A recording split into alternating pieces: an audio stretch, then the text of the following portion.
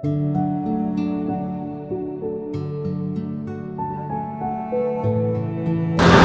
dilahirkan pada tahun 1933. Saya dilahirkan pada 18 April. Saya banyak tempat saya sekolah Melayu Penang Tunggal. Saya di Penang Tunggal lah cetus yang Perang Dunia Kedua, iaitu pada tahun 1940. Pada akhir 1941 kita bilang Disember. Saya sendiri lihat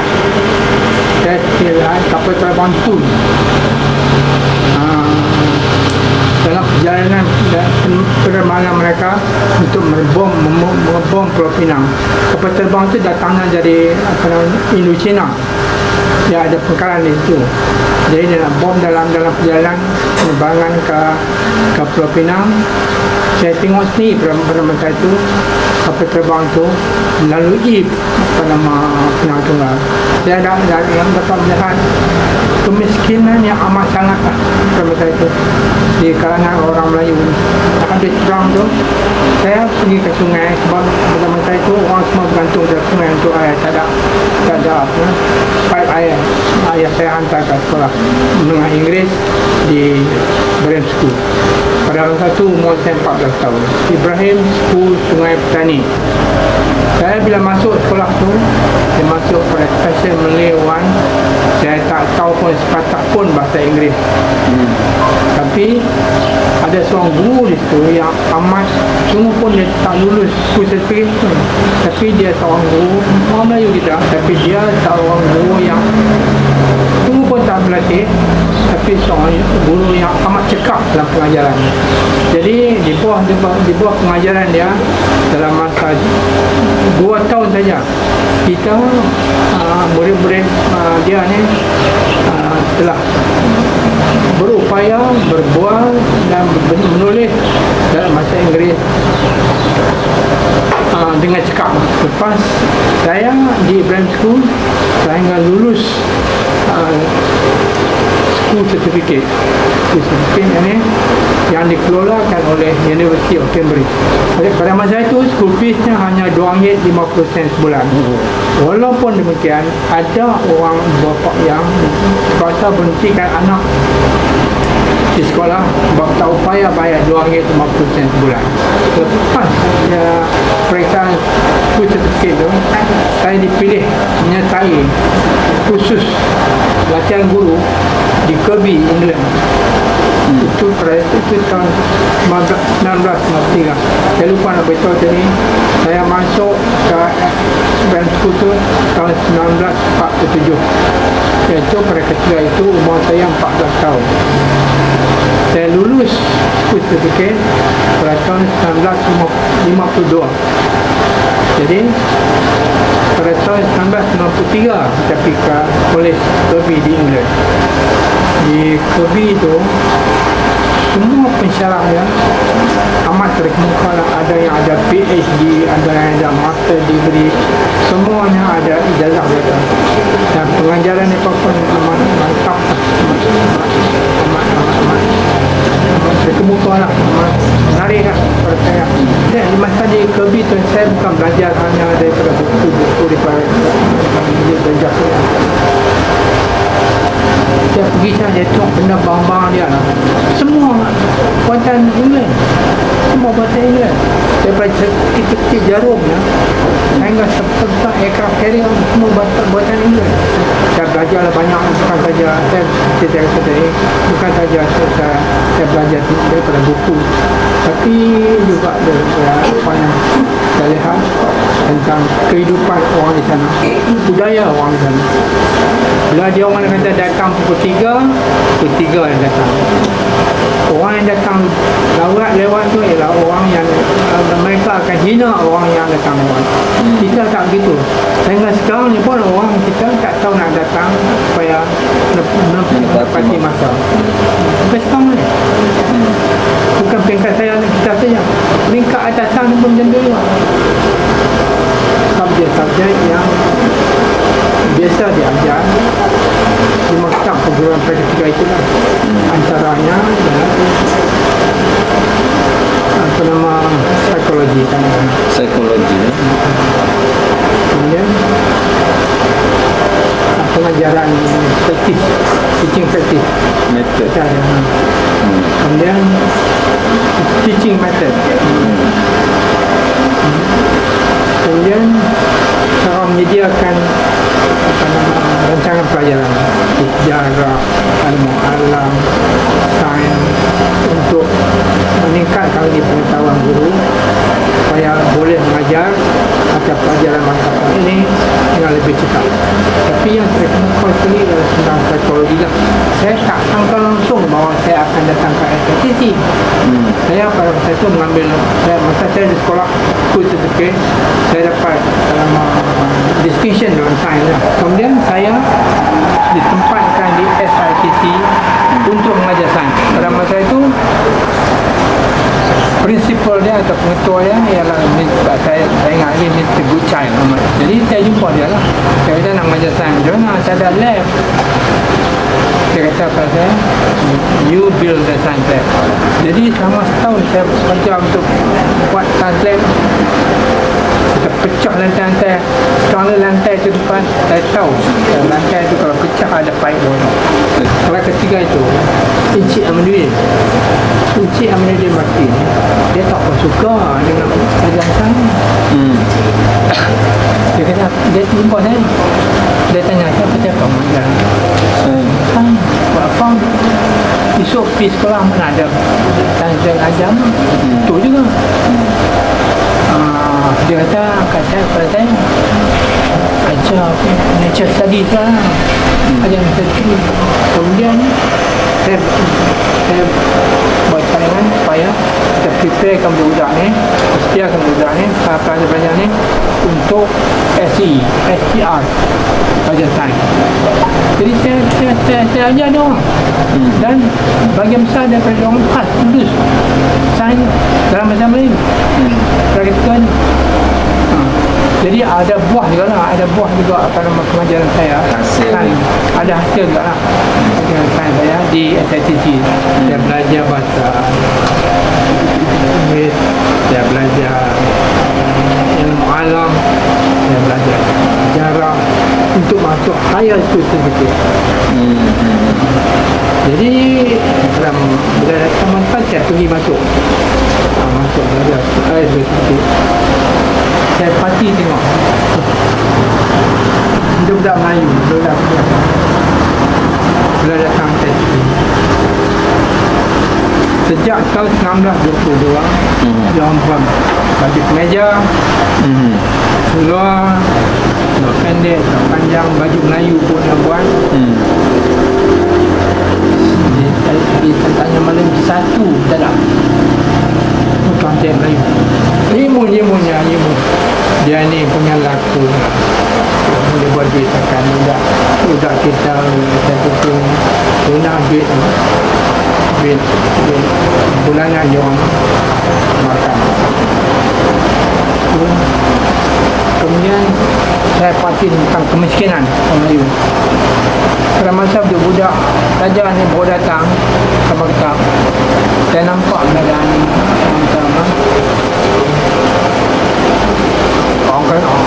kata Inggeris kata malnutrition. Tak cukup makan lah budak ni. Saya nampak kemiskinan ni datang daripada kampung ni. Pada masa itu tak ada perpustakaan. Padahal di sekolah Imam Ibrahim, sekolah Inggeris yang ada beberapa lemari, beberapa lemari. Semua pun tak ada bangunan perpustakaan. Tapi dia orang ada bilik untuk tapis. Di situlah perpustakaan. Satu adalah bilik untuk buku sebagai perpustakaan. Bilik bacaan ialah bilik tengah. Bilik tengah tu dia orang ada rumah kerajaan. Jadi bilik tengah tu bilik common room lah. Jadi itulah orang macam dia macam. Tak ada bilik khas untuk bacaan, untuk belajar, tak ada. Yang itu bilik darjah yang kosong. Ada perbezaan antara guru yang dilatih di maktab Tuan Dr. Idris SITC dengan guru yang tak dilatih. Sebab saya di Penang Tunggal, Penang Tunggal sekolah atak saya. Jadi di situ saya diajar oleh pada mulanya orang-orang yang tak ada latihan guru. Permulaannya. Kemudian tiba seorang yang dapat latihan SITC. Ya. Dia nampak perbezaan, nampak lebih berdisiplin. Sekolah Melayu. Tak ada dinding, tak ada jejak. Dia cuma kumpulan darjah satu situ, darjah dua situ. Guru darjah satu mengajar, guru darjah dua ni mendapat dengar. Saya biasa jumpa dengan pendidikan tahu. Masa tu dia bukan guru lagi. Dia datang ke markab perguruan, ada urusan apa saya tak tahu lah. Dia ni rendah itu, jadi dia badan dia besar. Saya tanya dia, macam mana saya nak mengajar ni tentang istilah sains ni. Saya tanya dia tentang istilah sains dia guna kata Inggeris. Jangan dia reka kata Melayu, guna kata Inggeris. Pada masa saya pergi tu, zaman darurat ni dah longgar sikit. Tapi sebelum tu betul-betul apa nama tempat tu siapa tak boleh keluar malam. Kalau malam dia ada jam-jam dia boleh orang keluar, kemudian sekian jam orang tak boleh keluar, tak berkurung. Jadi pada masa saya pergi tu ada kurung tak ada. Itu Melayu yang pertama kali dalam dia ni dia apa nama bahasa ni apa nama bahasa ni tak lulus sedikit pun, tak pergi sekolah Inggeris pun dia boleh cakap bahasa Inggeris. Jadi dia kadang tu budak ni memerentaknya budak-budak kolej. Pada masa tu guru besar Cikgu Rai mentua ni bila jadi budak ni dia tanya Cikgu Teh ni apa sebab ni dia belum merentak. dia suruh Cikgu Rai betul tak Cikgu Rai nak buat macam mana dia budak nak merentak. Dia kata pada saya dia yang betulnya dia orang ni dia orang budak ni mau demokrasi. Kita mau demokrasi. Jadi Cikgu Rai kata apa ni, Cikgu cari apa dia orang mau tak, dia mau kerasi. Cikgu Rai saya pengalaman, tapi bukan semua semua yang ada itu yang benar. Misalnya cerita pasal anak cucu Panwan yang kena tikam di British Advisor tu, yang kena British Resident dekat yang kena bunuh. Jadi dia ni tak suka kepada orang Melayu lah. Orang Melayu bunuh nenek dia. English. Satu orang anak. Jadi dia jadi ahli di kelab yang Melayu. Bucan tu dia dapat bajet daripada macam pelajaran Kuala Lumpur. Dapat berapa ribu ke setahun. Tapi dia tak belanja semua. Sebenarnya di maktab tu ada jawatan untuk pendaftar. Dengan jawatan untuk pegawai kerja. Pendaftar jaga pasal kaki tangan stamp. Pegawai kerja ni jaga pasal kewangan. Dia tak isi semua jawatan tu, dia guna tak guna dia. Jadi budak-budak ni dalam buku ni dia merontak, dia mau kerusi, dia mau meja, dia mau, sebab dia tak mau duduk terendah. Sebab dulu ada dewan kayu, buatan kayu tengah nama kampus tu, apa nama dewan dia dia tanggapan tayang gambar untuk untuk hiburan budak lah, bulan sekali kan, dua minggu sekali kan. Dan dia terpaksa duduk terendah kerana kerusi. Jadi budak ni minta kerusi. Principal tak mau beli. Dia tahan duit. Dia tak tahu, dia pulang balik dia orang Macam- belajar. Sebenarnya dalam jiwa saya Ya. dah lama ada hasrat untuk menulis dekat sekolah ni. Daripada dari sekolah boleh kata kerap juga lah. Kalau saya tulis sesuatu, cikgu akan suruh saya baca. Juga sekali itu cek mati lagi kawan saya kata saya tulis pasal baskul. Saya masa sekolah Melayu lah, karang pasal baskul. Basikal. Saya karang pasal baskul tu cikgu suruh saya baca dalam kelas pasal baskul. Kemudian bila saya pergi brand school, juga saya tulis kerana apa, guru suruh saya baca. Jadi hati untuk menulis mengarang pun dia ada. Jadi bila saya ada peluang saya kerja di kementerian, saya ada masalah, saya tulis lah mereka. Jadi semua yang ada dalam jiwa saya, semua saya curahkan ke dalam buku seperti ayat terjun. Dalam tiga-tiga jilid buku tu, yang pertama tentang kemerdekaan, yang kedua tentang pembangunan, yang ketiga tentang pendidikan. Itulah yang kemudian baru-baru ni saya tulis pelajaran. Saya tulis pula, saya tulis dalam bentuk drama pentas. Baru keluar saya.